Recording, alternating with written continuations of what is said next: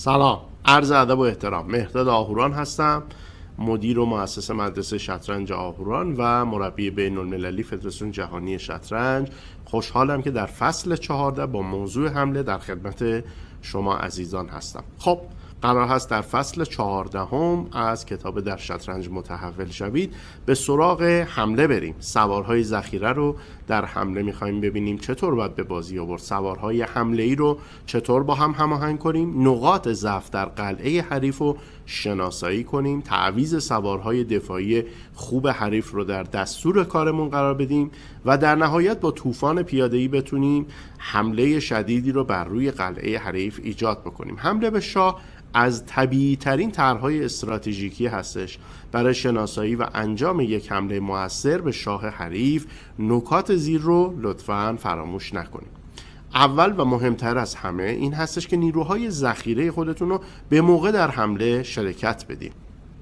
گاهی اوقات شطرنج بازان کم تجربه خیلی شتاب زده و بدون اینکه نیروی کافی یا شرایط لازم رو داشته باشن حمله میکنن. این گونه حمله های زودرس هستن و در برابر حریفان با تجربه تر شانسی برای موفقیت ندارن. شما باید با تمام قوا از حمله خودتون حمایت بکنین. هنگام حمله نباید دچار تردید بشید و نه خیلی درنگ کنید. مهمترین عامل آوردن به موقع نیروها به بازی هستش. خب بریم به سراغ اولین دیاگرام، بازی زیبای بین آقای آرتور یوسوپوف و آقای ایوانچوک سال 1995. خب سفید 2 پیاده در این بازی قربانی داده و حالا باید نیروهاشو برای حمله به خدمت بگیره. ببینیم با اولین حرکتش چه اتفاقی افتاده. اسب به خونه E4 و اسب قرار هست که به خونه D6 کیش بده و شاه سیاه رو از قلعه محروم بکنه. حرکت اسب D5 میتونست با جواب B5 سیاه مواجه بشه و شاید خیلی آینده خوبی نداشت. این حرکت با B5 مواجه میشد و طرح و تهدید اسب C7 به راحتی خنثی میشد با این حرکت. خب میریم به بازی اصلی. بعد از اسب E4 سیاه سریعا قلعه میره. سفید شاهش رو به خونه H1 میبره. چرا؟ چون رخ آچمز هست و میخواد از رخش در ستون H یا در عرض سوم بر علیه شاه سیاه استفاده کنه. سیاه عجولانه حرکت اسب E5 رو انجام میده. خب این اسب دفاعی میتونست در خونه F6 یا در خونه F8 خدمات بهتری رو ارائه بده به جهت دفاع از شاه سیاه.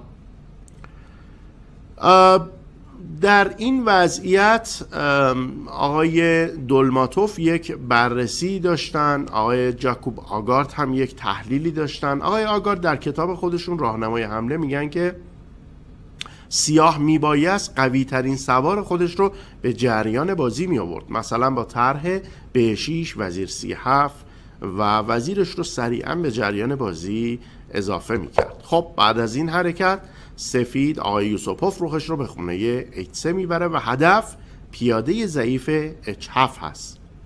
خب در این لحظه آقای ایوانچوک حرکت اسب J6 رو انجام دادن.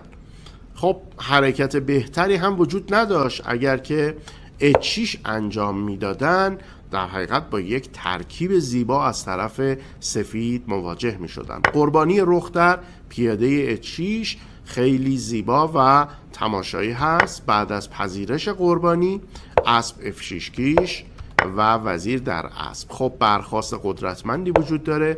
بعد از وزیر به 8 وزیر به خونه E4 میاد تا هدف مات در خونه H7 باشه. برای دفاع شاه مجبور هست به J7 بیاد. رخ F1 باز هم تهدید وزیر H7 هست. رخ به خونه H8 اسب H5 وزیر به 4 و اسب F6 کیش وضعیت رو بسیار وخیم میکنه و در نهایت با وزیر D6 شاه سیاه مات میشه. برمیگردیم به وضعیت قبلی، جایی که آقای ایوانچوک حرکت آخرشون حرکت اسب به خونه J6 بوده. ببینیم با حرکت اسب J6 واکنش آقای یوسوپوف به این بازی، به این حرکت چه بوده. حرکت وزیر H5 حرکت خوبی هست. در حقیقت آقای دولماتوف در تفسیرهای خودشون تفسیرهای پیچیده‌ای دارن که نشون میده این حرکت خوبی هست، ولی رخ در H7 میتونست سفید رو به بردی قاطع برسونه. با همدیگه رخ در H7 رو هم میبینیم و بعد برمیگردیم به حرکت متن بازی وزیر H5. خب پس در لحظه ای که سیاه اسب J6 کرد، رخ در H7 رو با همدیگه تحلیل میکنیم. قربانی رو میبایستی که بپذیره، چون وضعیت ایدئالی نیست برای سیاه. اگر قربانی رو نپذیره، حرکت اسب F4 تنها حرکتیه که وجود داره. هر دو حرکت رو با همدیگه خواهیم دید. خب در صورت پذیرش قربانی، وزیر H5 کیش، شاه J8، اسب کیش، تهدید مات در خونه H7 به وجود اومده. رخ به خونه E8، رخ F1 و تهدید دیگری ایجاد شد. چنانچه سیاه با رخ E7 دفاع کنه، وزیر H7 کیش، وزیر در اسب و تهدیدها پابرجا هست. رخ در F7. سیاه اینجا اگر به 5 کنه، وزیر به خونه H7 میره با تهدید وزیر H8 کیش. شاه فرار کنه، مسیر فرار شاه توسط رخ بسته میشه و کار تمام هست. میریم به سراغ گزینه دیگه‌ای که وجود داشت بعد از رخ در H7. گزینه دیگه اسب F4 بود. در این لحظه وقتی رخ در H7 زد، گزینه بعدی اسب F4 هست که این حرکت با وزیر J4 مواجه میشه. شاه در رخ اجبار هست، اسب کیش، وزیر H4، تهدید مات در H7. بعد از رخ کنار، وزیر H7 و وزیر کیش، وزیر در پیاده. خب رخ F8 آمد تا از F7 دفاع کنه، ولی حرکت اسب H7 میتونه کار رو بسیار سخت بکنه برای سیاه. برمیگردیم به وضعیتی که در حقیقت در اون حرکت وزیر H5 انجام شد. در متن بازی آقای یوسوپوف حرکت وزیر H5 رو انجام دادن.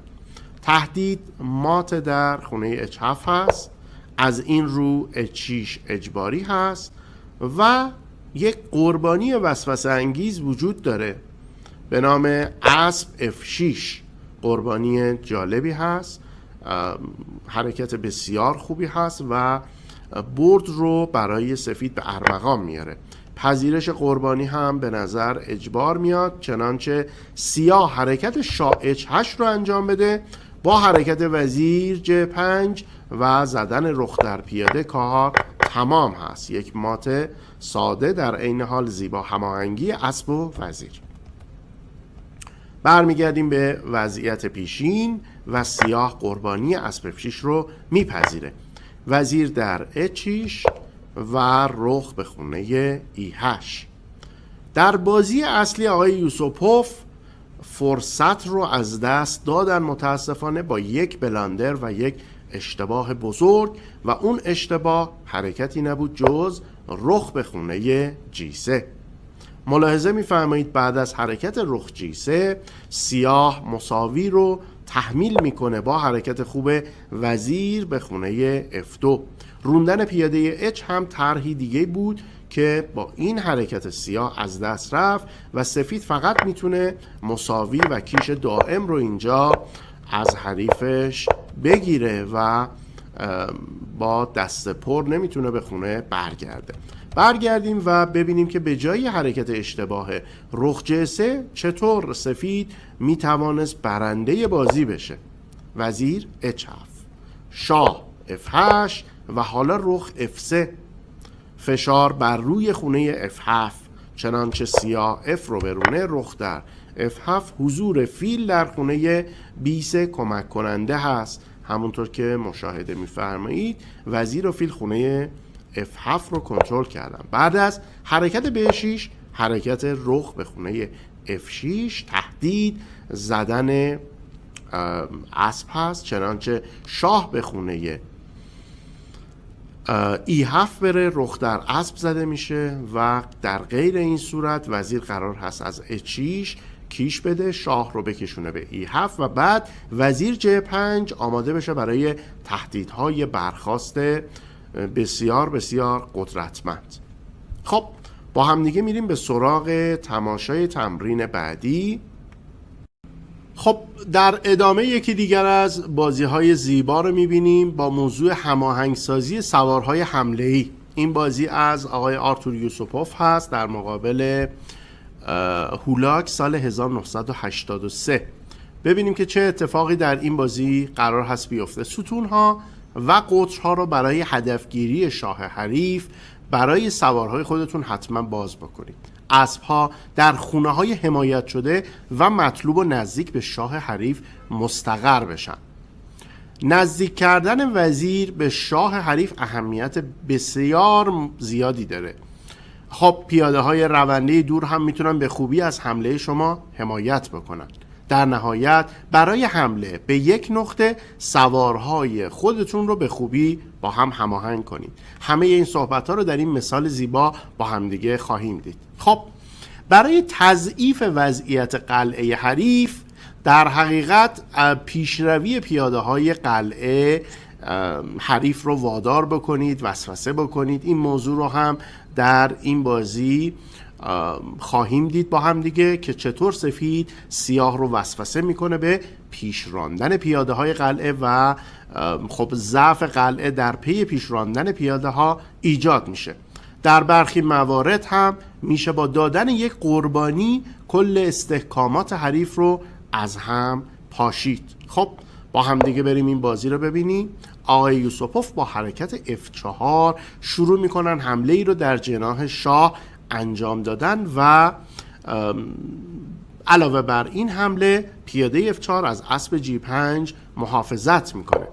سیاه حرکت D5 رو انجام داده. سفید با وزیر F3 میتوان گفت که وزیرش رو داره یواش یواش نزدیک به شاه سیاه میکنه. بعد از حرکت D4 وزیر به خونه H3 میاد و همونطور که ملاحظه میکنید میتونه تدارک حمله نمونه‌ای رو شکل بده سفید، به عنوان مثال با حرکت اسب D به خونه E4. خب در اینجا سیاه وسوسه میشه و حرکت نچندان خوب H5 رو انجام میده که پیاده خودش رو دوتا میرونه و به این ترتیب شاه سیاه ضعیفتر میشه. چه بهتر می بود که اینجا در این لحظه سیاه با حرکتی شاید همچون اسب H5 میتونست وضعیت رو نگه داره و خب پیاده ها رو خیلی به پیش نرونه. بریم حرکت متن بازی رو ببینیم. بعد از H5 چه اتفاقی افتاده. سفید وزیر G3 میکنه و آماده هست تا قربانی بده و اسبش رو در F7 یا E6 بزنه. هدف پیاده J6 هست. وزیر در موقعیت بسیار خوبی قرار گرفته. حرکت اسب G4 با قربانی سفید اسب در F7 همراه هست. یک قربانی تیپیک و نمونه‌ای. قربانی توسط حریف پذیرفته میشه. این قربانی به منظور تخریب ساختار پیاده‌ای حریف انجام شد. حرکتی طبیعی هست و در ادامه با حرکت H3 سفید به اسب J4 حمله کرده و چنانچه اسب از اینجا حرکت کنه خونه J6 مورد حمله و هدف قرار میگیره. خب دو تا شاخه رو میتونیم اینجا پیش بگیریم و بررسی کنیم. یکی حرکت متن بازی، حرکت فیل به خونه F6 و یکی هم حرکت D در E3. چنانچه سیاه پیاده در پیاده رو بزنه اسب به خونه F3 میاد. اسب G4 تهدید شده و با برخاستن اون اسب همچنان خونه J6 هدف مهم برای سفید هست. در بازی اصلی حرکت فیل F6 صورت گرفته. اسب به خونه E4 حرکتی هست که دقت لازم رو نداره.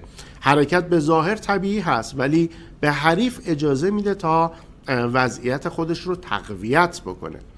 بهتر می بود به جای حرکت اسب E4 حرکت پیاده در اسب انجام می شد. بعد از حرکت H4 وزیر به خونه H3، بعد از D در E فیل در فیل، و ملاحظه می‌فرمایید وضعیت سفید چقدر عالی هست. تهدیدها مورد لحاظتون قرار بگیره. میبینید چه تهدیدهایی وجود داره. وزیر F4 برای دفاع از موقعیت.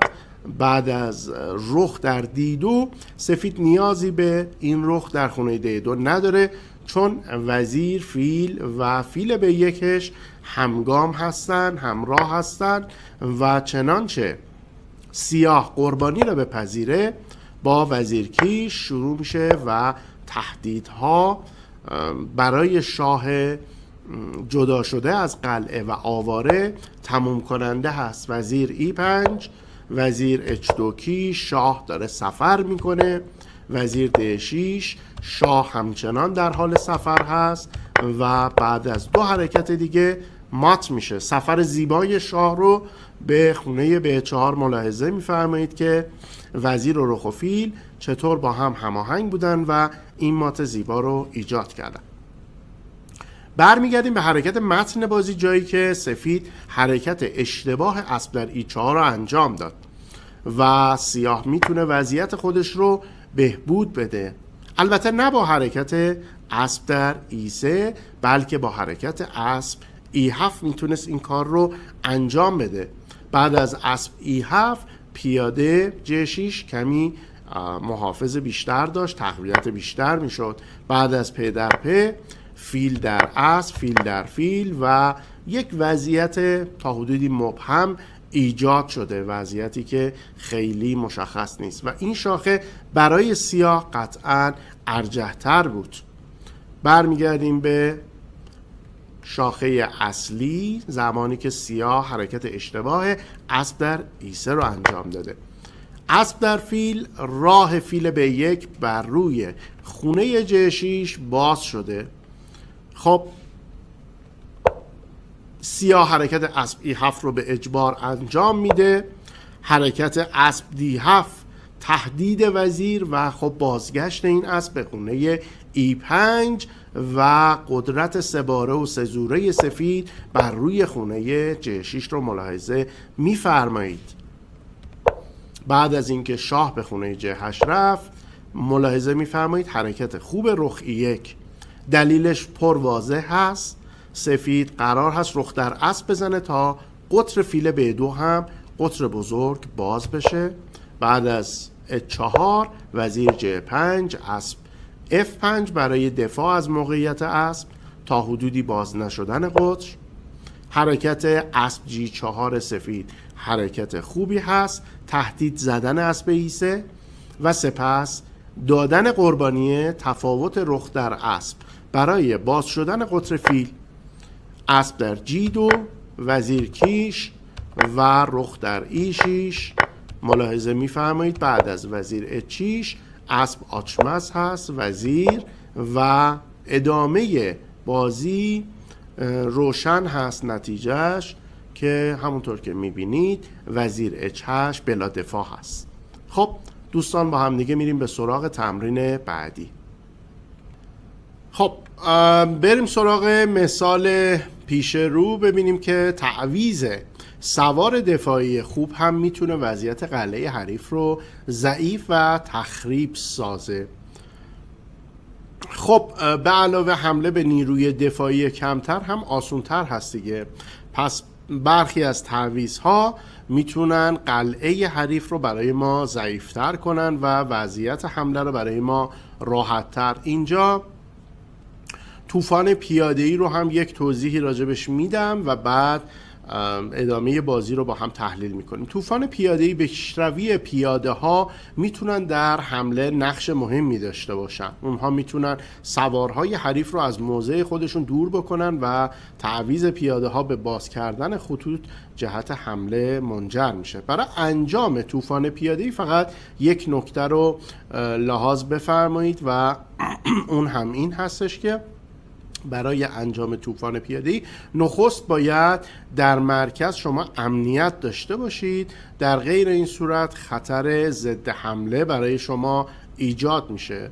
بعد از داشتن امنیت در مرکز میتونید از طوفان پیاده‌ای بهره ببرید. خب در بازی حرکت F4 انجام شده و خب قطعا حرکت D در E5 حرکت مناسب تری بود به واسطه اینکه ستون E به اجبار باز میشد.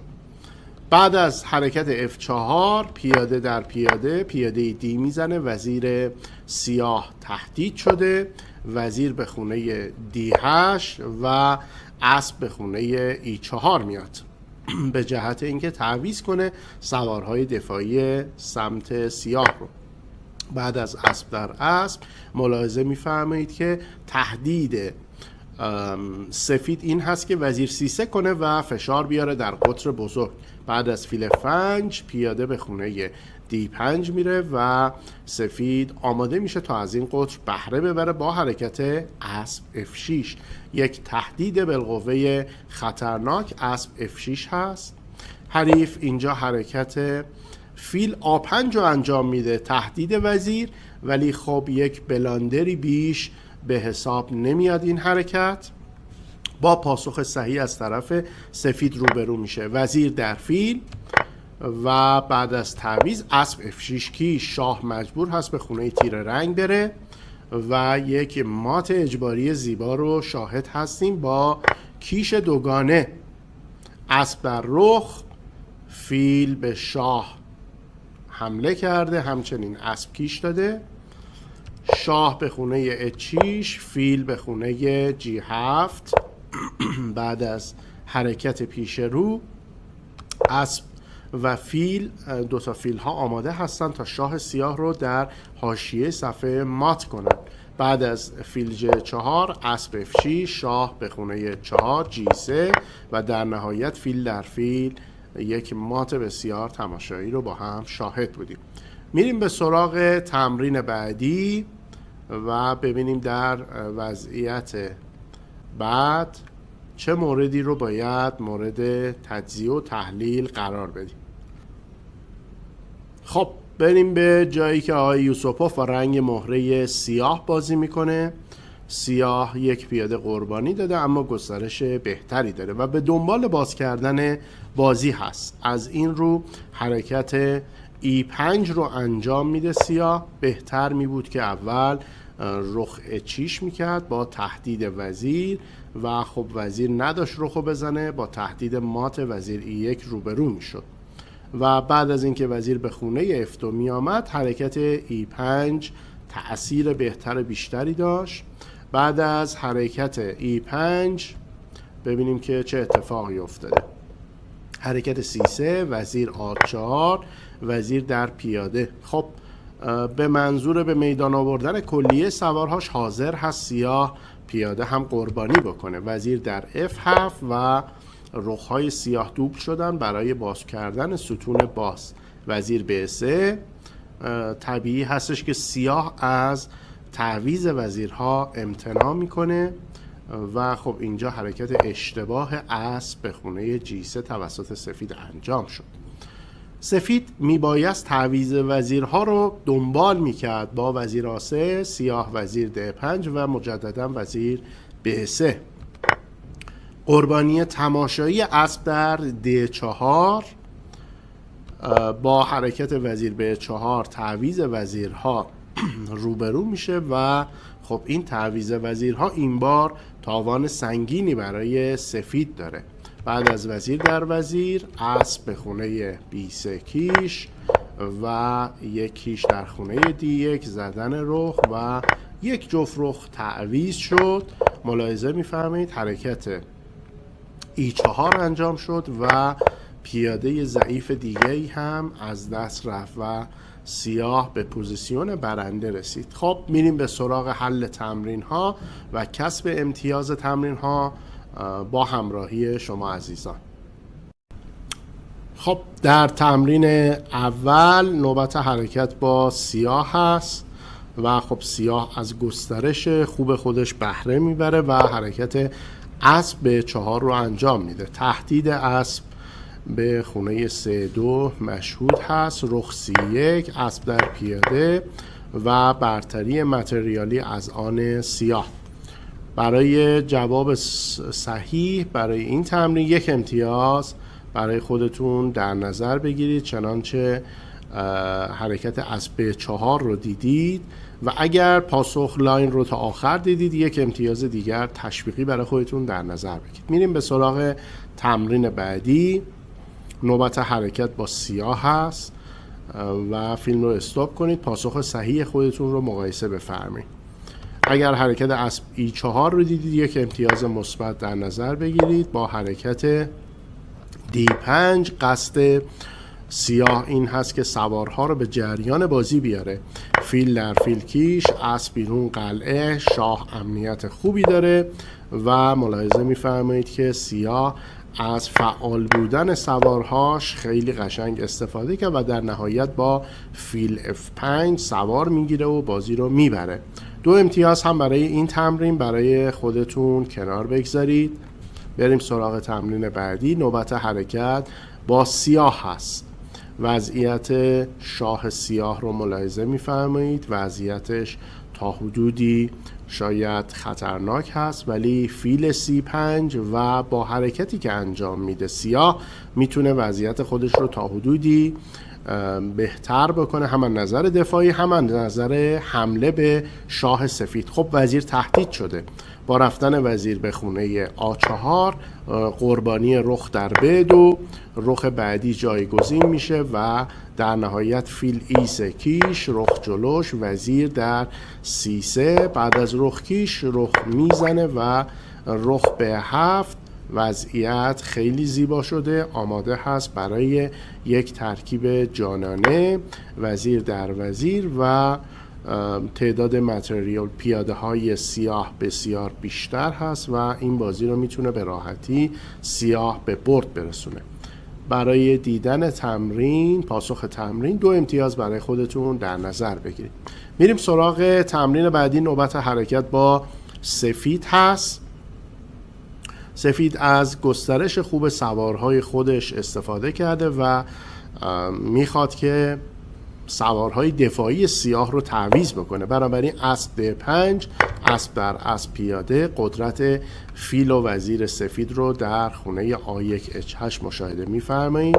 فیل به خونه H8 برای دفاع، فیل D4 وزیر تهدید و اسب هم ورود پیدا میکنه به خونه E5.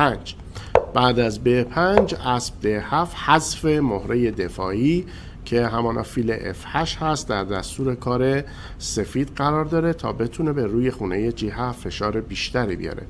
2 امتیاز برای پاسخ صحیح این تمرین. میریم به سراغ این وضعیت و بعد از اینکه فیل به خونه آسه آمده، فیل در G7 قربانی رخ، اسب F6 کیش، چنانچه که فیل زده بشه اسب در رخ کیش، وزیر H8، شاه بالا پیاده به خونه D6، اسب F6 و ملاحظه می‌فرمایید تمام سوارهای سفید در جریان این حمله حضور دارن و میتونن به زیبایی وضعیت رو تغییر بدن. فیل C8 کیش، شاه A8، وزیر کیش، اسب کیش و وزیر C7 مات. یک بازی پر از تاکتیک، ترکیب، تهاجمی و زیبا. چنانچه این شاخه ها رو تا حدود زیادی دیدید، 3 امتیاز برای خودتون در نظر بگیرید. با هم دیگه میریم به سراغ تمرین بعدی. نوبت حرکت با سفید هست.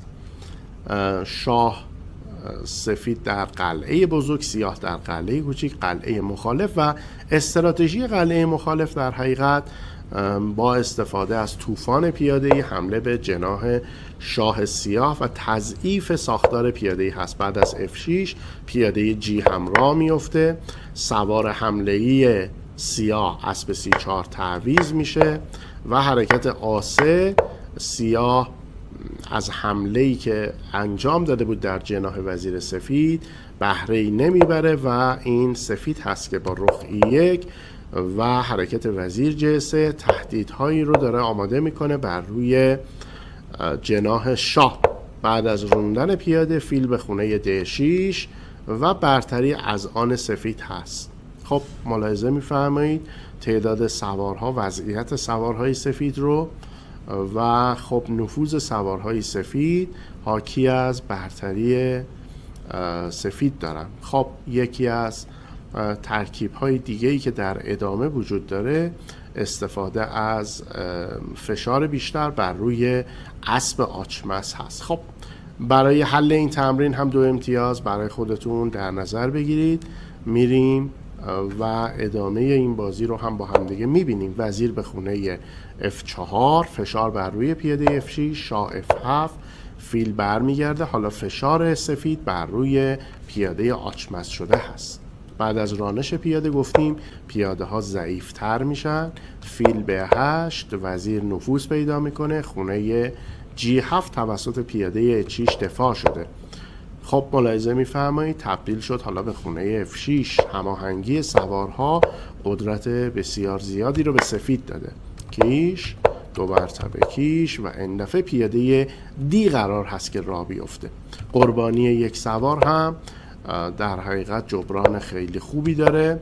بعد از حرکت فیل به خونه D6، فیل در رخ، فیل برمیگرده و ملاحظه میفرمایید که وضعیت چقدر عالی هست به نفع سفید و یک مات زیبا رو شاهد هستیم.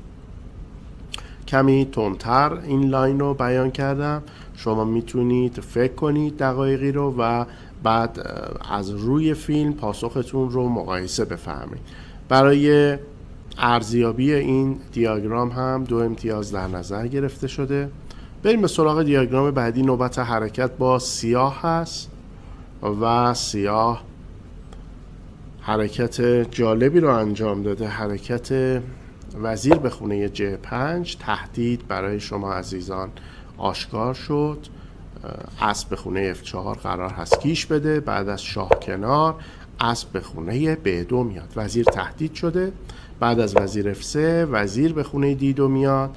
فیل C2 این بار سواری هست که مورد حمله قرار گرفته. فیل در اسب، اسب به خونه D1، اسب به خونه C4. اسب سیاه پایگاه خیلی خوبی رو در خونه C4 در اختیار گرفته. پیاده D4 پیاده ضعیفی هست. سفید با وزیر C3 سعی در دفاع داره و سیاه سوارهای سنگینش رو داره آماده میکنه و به جریان بازی بیاره. ملاحظه میفرمایید با اعمال فشار سیاه تونست متریال یا پیاده جلو بیفته. 2 امتیاز برای این تمرین در نظر گرفته شده. بریم سراغ دیاگرام بعدی. نوبت حرکت با سیاه هست. سیاه حرکت F6 رو انجام داده. شاه J2 و حرکت G5. فشار و تخریب ساختار پیاده سفید. اسب برمیگرده به خونه H6، پیاده در پیاده. مانور اسب D1، شاه نفوذ میکنه و پیاده به خونه G4 میاد. خب سوارهای سیاه فعالتر هستند. اسبها و فیل حاکی از حمله اون بر روی پوزیسیون یا شاه سفید دارن. خب موقع این هست که یواش یواش وزیر هم به جریان بازی اضافه بشه. با بازآرایی سوارها میبینید که سیاه وضعیتش رو نسبت به چند حرکت قبلی بهتر کرده و فشار رو بر روی G3 داره زیاد میکنه. شاه به خونه H5، شاه به خونه G5 و فشار بر روی پیاده G توسط سوارهای سیاه رو مشاهده میفرمایید. نقطه ضعف سفید پیاده G3 هست و باز هم با افزایش مانور در حقیقت سیاه قصد این رو داره که فشار رو بیشتر بکنه. وضعیت رو اگر بخوایم یک ارزیابی بکنیم، برتری از آن سیاه هست. در حدود 2 پیاده برتری برآورد میشه. بعد از حرکت فیل به خونه F2 میتونیم حرکت شاه J6، شاه H6 رو برای سیاه ببینیم و بعد از حرکت وزیر D2 اسب به خونه F6 دنبال طرح هستیم و دنبال بهینه کردن سوارها برای حضور مجدد اسب به جریان بازی. خب یک ایده‌ای که الان میتونیم ازش استفاده بکنیم ورود اسب به خونه F3 هست. بعد از اینکه سفید اسبش رو به خونه F2 بیاره، ما میتونیم با شاه H5 از پیاده دفاع بکنیم. وظیفه دفاع از پیاده رو به عهده شاه گذاشتیم. بعد از وزیر D1 یک حرکت بسیار دیدنی و تماشایی قربانی وزیر، شاه و حرکت اسب در E3. شاه به خونه E2 بره، اسب در D1، اسب در D1 و حرکت اسب به خونه G5 و پیاده رونده‌ای که سیاه داره و برتری در حدود 4 پیاده ارزیابی کامپیوتر هست برای این وضعیت. خب دوستان، برای این وضعیت هم اگر حرکات رو حد زدید 2 امتیاز برای خودتون در نظر بگیرید. میریم به سراغ تمرین قبلی و این وضعیت رو یک بار دیگه مورد آنالیز قرار میدیم. خب در تمرین پیش رو نوبت حرکت با سفید هست. سفید قصد رانش پیاده F رو داره و خب با این حرکت حمله در جناح شاه رو ایجاد کرده. قطر وزیر و فیلش رو داره باز میکنه. بعد از F6 پیاده و اسب به خونه خوب D5 میره، پایگاهی رو اشغال کرده. پیاده D6 سیاه تبدیل به یک ضعف شده برای اون و پیاده F6 هم همچنین مورد حمله قرار گرفته. بعد از روندن پیاده در پیاده، فیل در پیاده، فیل در فیل، وزیر کیش و تقریبا میشه گفت کار تمام هست. بازی زیبایی بود بین واسیلی اسمیسلوف و یان تیمان سال 1981. 2 امتیاز برای این تمرین در نظر گرفته شده.